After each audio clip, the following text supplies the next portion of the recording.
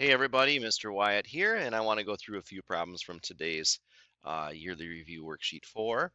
And so I'm looking at number 1. Carlos took a taxi to the airport. The company uses the equation y equals 3.25 plus 0.75x, where y represents the total cost and x represents the number of miles he rode in the cab. How many miles did Carlos travel if he paid $14.50? $14.50 is your total cost, okay? And that's what Y represents. Y represents the total cost, okay? And so we're going to put $14.50 in place of Y here, and I'm going to rewrite this formula only with 14.50 in for Y. So $14.50, we are dealing with money here, equals $3.25 plus 75 cents times X, the number of miles. See, what's happening here is you pay $3.25 just straight up, just to ride in the cab. If you get in the cab and they drive 5 feet, stop, and you get out, you had to pay $3.25. Okay, that's a minimum fee. And then they're going to add to that 75 cents per mile. X is the number of miles that Carlos is riding in the cab. Okay, so the first thing we need to do here, it's a two-step equation. I want to get this, eventually, the x to be by itself. So I'm trying to isolate this or get it by itself, okay? So I would subtract $3.25. Basically, you're removing the automatic charge for just getting into the cab. And then you have 0.75x over here, and it equals 1450 minus 325 is $11.25. I mean, you can make this 5 a 4. This becomes 10.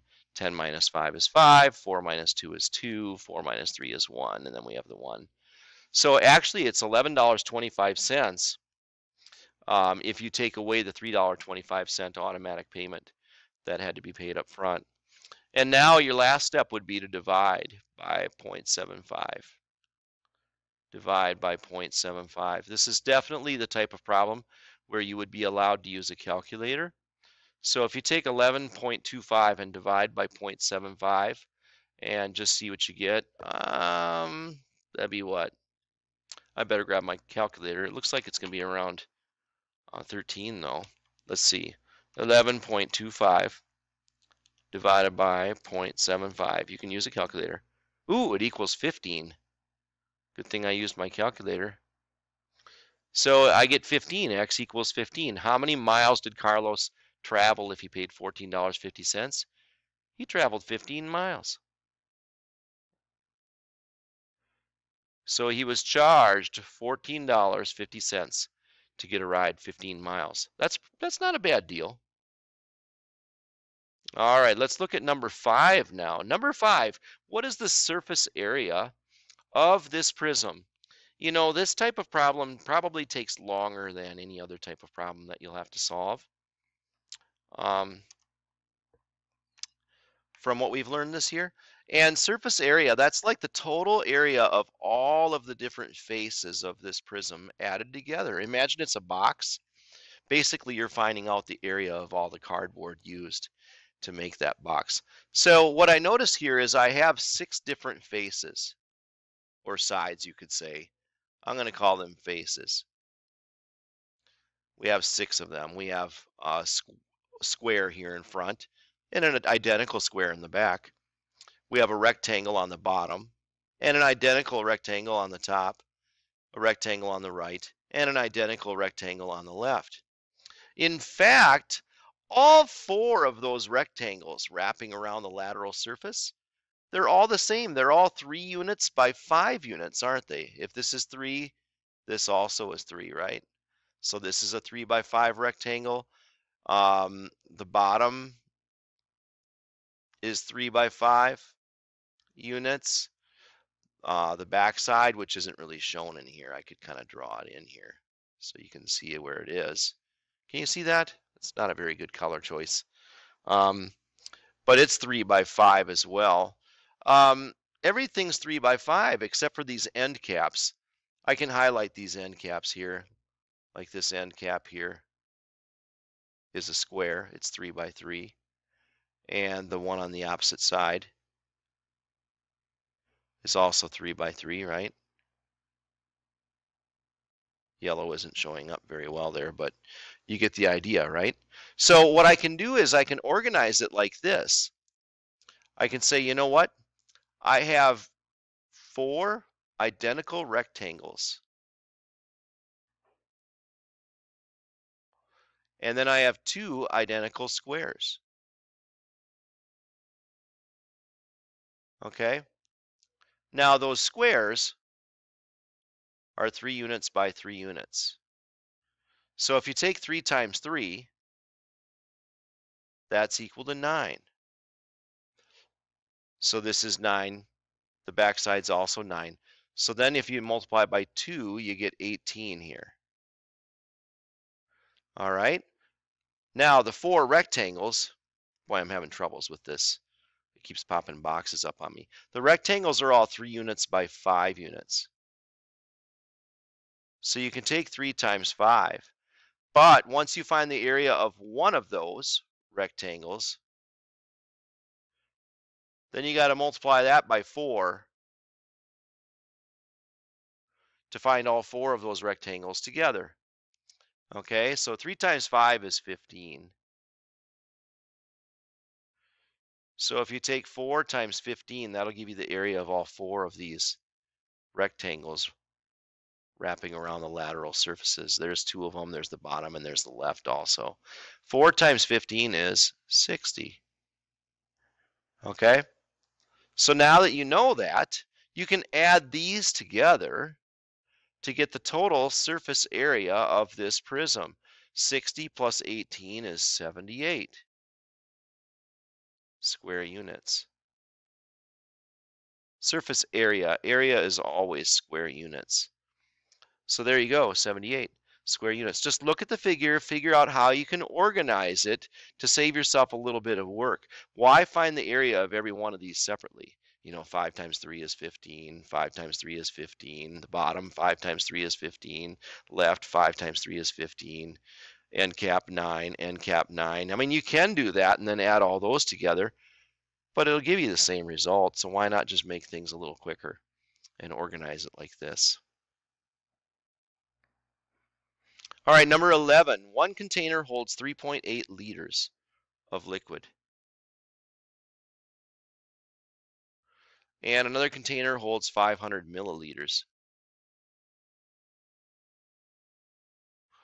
of the same liquid. When the 2 liquids are combined in a third container, how many milliliters will this container need to hold? If I want to add these together, I need to express them with the same unit of measurement. This one's in liters, this one's in milliliters. Let's leave this one alone because I want to know the number of milliliters. So let's convert this from liters to milliliters. So remember, kids have dropped over dead converting metrics. We use that phrase to help us remember the order from largest to smallest of our measurements. So kids, kiloliters, have hectoliters, dropped decaliters, over, that's where we put just liters, dead, that's your deciliters, converting, that's centiliters, metrics, that's milliliters. So if I want to change this from 3.8 liters and convert it into milliliters, you can see when looking at my scale when it's written out here, I have to move 1, 2, 3 spaces to the right. And when I say I have to move, what am I moving? Well, I'm going to move the decimal point 3 spaces to the right. So here I have 3.8. Let's move that decimal point 3 spaces to the right. 1 space gets us past the 8, but I still have to go 2 more spaces, which will be filled with zeros. So here's my second space, here's my third space, and I end up with 3,800 milliliters. Now, is that my answer to this question? It's not even one of the answer choices. I have to still add the other 500 milliliters, right? So 3,800, add 500,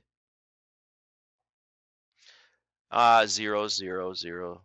These are going to be zeros here. 8 plus 5 is 13, carry the 1. 1 and 3 is 4. So I get a total of 4,300 milliliters. That's this first choice here. 4,300. Yeah, it says 0.0 milliliters, but that means the same thing. All right, number 12. How am I doing on time here? I'm doing all right. I can do one more here. Number 12.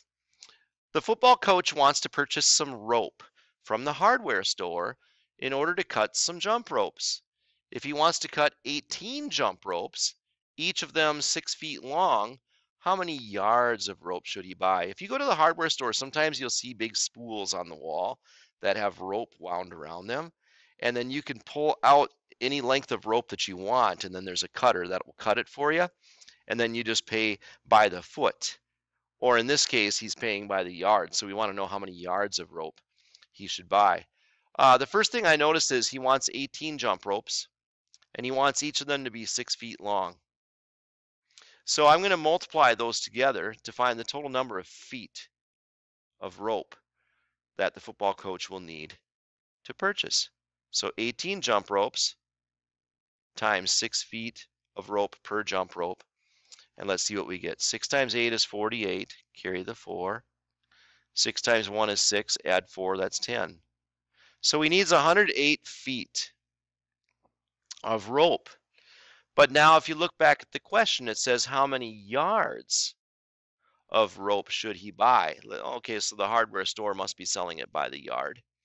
So we need to know how many feet are in a yard.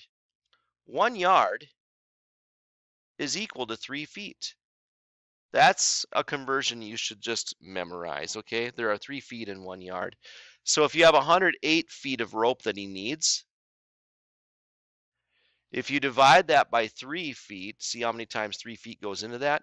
That'll be the number of yards that it would equal. 3 times 3 is 9. We get a remainder of 1. Bring down the 8. And 3 goes into 18 6 times. 6 times 3 is 18. We get a remainder of 0 here. So 36 yards would be my answer here. He needs to buy 36 yards of rope, and that would be enough to make the number of jump ropes that he wants to make for his football team. Okay? And we have one more problem here. I'm going to try to get it all done in one video today. Number 14, students can choose water, milk, or juice for lunch. And here you can see water, milk, and juice. The percentages for drinks chosen today are shown in this graph. There are 225 students who eat lunch each day. What percent of the students chose water? Well, let's find out how many students chose water. According to the chart here, that'd be 90 students, right? Chose water. Now, that's out of 225 students who eat lunch each day. And we're going to assume every student grabbed one of these 3 beverages, okay? So what percent of the students chose water? What you can do is just divide. The fraction bar means divide. So grab a calculator and let's try it out. Take 90 divided by 225. Because 90 of the 225 students had water. And I get 0.4 when I divide those. Okay, so 90 divided by 225 equals 0.4. Now, what is that as a percent? See, we have it as a decimal, but remember, to change decimals into percents, you need to move the decimal point right 2 spaces. If I move 1 space, it gets me past the 4. I need to add a 0 here and move 1 more space. And then I get 40%. Okay, so 40% of the students chose water. There, we made it all in one video. I hope you have a nice day.